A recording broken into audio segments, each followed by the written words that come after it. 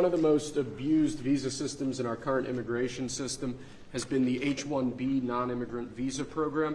This is supposed to allow highly skilled laborers who work in fields that Americans don't work in to come into the United States of America. What this proclamation will do is raise the fee that companies pay to sponsor H-1B applicants to $100,000.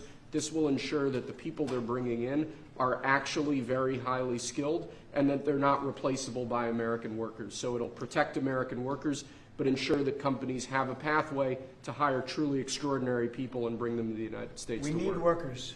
We need workers. We need great workers. And this pretty much ensures that that's what's going to happen. I think, Sean, do you agree with that? Well, they're $100,000 per year.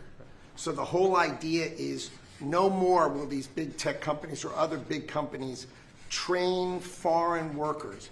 They have to pay the government $100,000, then they have to pay the employee. So it's just not economic. If you're going to train somebody, you're going to train one of the recent graduates from one of the great universities across our land, train Americans, stop bringing in people to take our jobs. That's the policy here, $100,000 a year for H-1B visas, and all of the big companies are on board. We've spoken to them about the gold card. They love it. They love it. They really love it. They need it. Go ahead, Sean. Mr. President, it seems like there's two categories of visa programs. The H-1B, that a lot of people believe take American jobs, and then the gold card and programs like EB-5 that add value and jobs to America. Is that sort of how you look at the visa program? Well, ideally, look, if somebody's got the people, they're not going to want to spend $100,000 as an example on your second category. So it's not taking jobs. And we need certain jobs. We need certain skill jobs that we don't have. But they won't be taking jobs because, you know, ideally the people aren't going to want to, they're not going to have. Investing in America. Right, that's right. So that's what I'm asking. They're really investing in It seems America. like you have two categories. One, the Secretary left the gold card and EB-5 that create jobs, add investment, and there's other ones that seem to take, you know, whether it's a J1 and O or an H-1B that take U.S. jobs. Yeah, it's pretty correct. I mean, I would say that's a correct assessment. But the main thing is we're going to have great people coming in, and they're going to be paying. I mean, it's wonderful to say, oh, gee, we took in 25 million people that,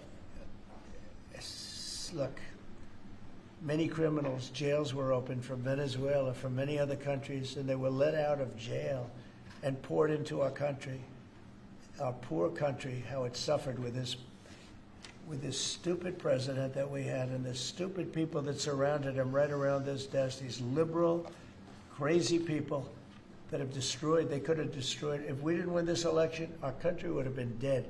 Our country was dead. Think of it. And I've said this, man. The king of Saudi Arabia said, your country was dead 1 year. They thought it was dead. This country couldn't have survived another year of those people running it. And now we have the hottest country anywhere in the world. Think of that. And this is going to help. And we're taking in hundreds of billions of dollars. This will be taken in, the gold card will be taken in hundreds of billions of dollars. And companies will be able to keep some people that they need. You know, they need people of expertise, great expertise. And I think it's going to be a fantastic thing. And we're going to take that money and we're going to reduce taxes. We're going to reduce debt. We have a very, very strong country. We assuming everything works out great with the lawsuit that we have a lawsuit that's inspired by foreign countries that ripped us off for 25 years. But assuming we win that, we hopefully win it. It's in the Supreme Court of the United States. We have a country that no stopping us. We're rich, we'll be rich. We can take care of poor people. We can take care of our military. We can take care of everything. We can take care of beyond the country. We can help take care of the world. That we don't, it'll just be the same struggle that we've had for years where other countries charged us tariffs and they ripped us off. Our country has been ripped off more than any country in the history of the world. And now we're doing what we have to do. We're taking in billions and billions of dollars at levels that nobody has ever seen, trillions of dollars. And we're using it to reduce debt. We're using it to reduce taxes. The great big beautiful bill is a big tax reduction. It's being paid for by the tariffs, and people are paying a lot less money in taxes. They're being Think of it, no tax on tips, no tax on Social Security, no tax on overtime. It's an unbelievable phenomenon. It really is. It's the golden age. We're making it the golden age. Without the tariffs, it would be impossible. And China, for years, charged us tariffs, and they continue to do it, and so do other countries. Most countries, they charge us. They were ripping. Look, the European Union, as you know, I get along very well with them, but they ripped us off so badly. Nobody's ever seen anything. Now, the European Union is paying us $950 billion, and they're paying us $750 billion to buy our energy, and they're okay with it. They signed the agreement. You know, it's not like anybody forced them to do it. They're okay with us. Tariffs are making our country very rich again, and we'll be able to take care of our debt.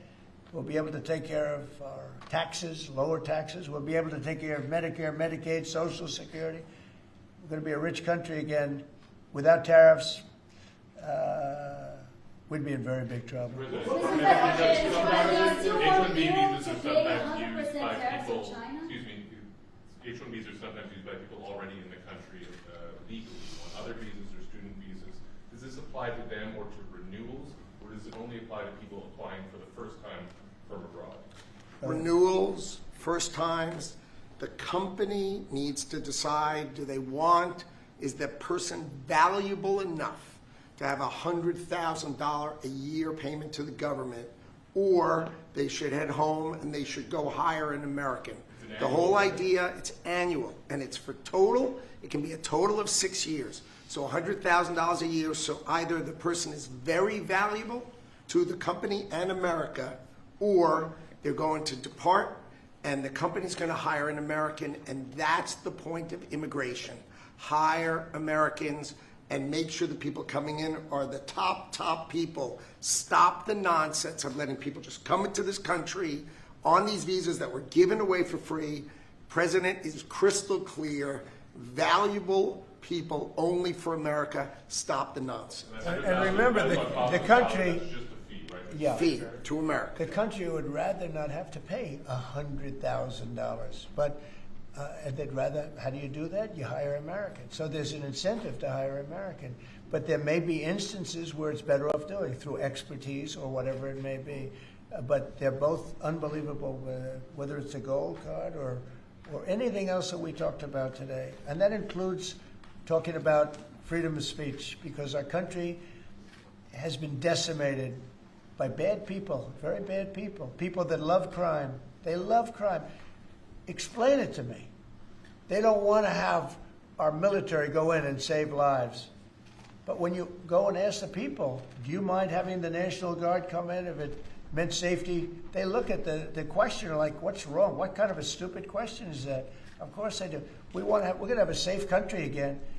We're not going to have people shot, 11 people shot.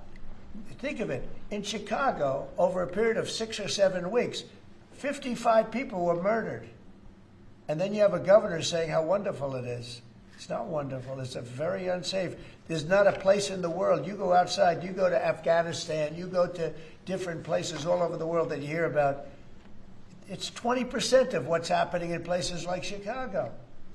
And you think of them as unsafe. Mexico City, it's a tough place, dangerous place. The crime rate is lower. Think of it.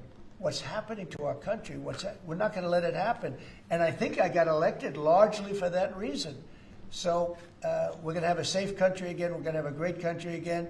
We're doing unbelievably. We have the highest stock market in history. We have the most investment we've ever had, ever, as a country coming in.